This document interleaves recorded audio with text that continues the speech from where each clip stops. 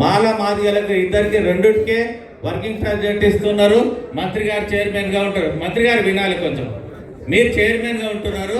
జయంతి ఉత్సవాలకు working chairman కు రెండే చేస్తున్నారు. ఒకటి మాలకి ఇస్తున్నారు, ఒకటి మాదిగకి ఇస్తున్నారు. ఏబిసి ముగ్గురికి వర్కింగ్ కమిటీ చైర్మన్ ఇవ్వాలని మనం చేస్తున్నాం.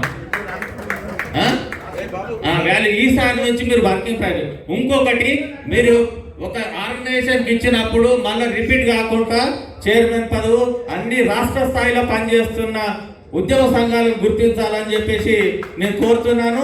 ఇచ్చిన వారికి మళ్ళీ ఇవ్వకూడదని చెప్పేసి కూడా కోరుతున్నాను.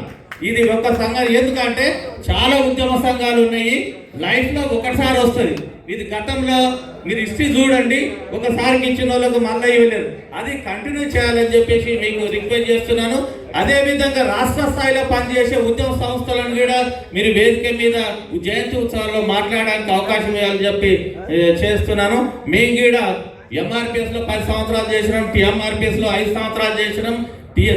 తెలంగాణ మాదిగ సంక్షేమ సంఘం నేను 8 సంవత్సరాల నుంచి చేస్తున్నాను. మాదిగ ఐడెంటిటీ, మాదిగ డైరీ నేను 8 సంవత్సరాల నుంచి చేస్తున్నాను.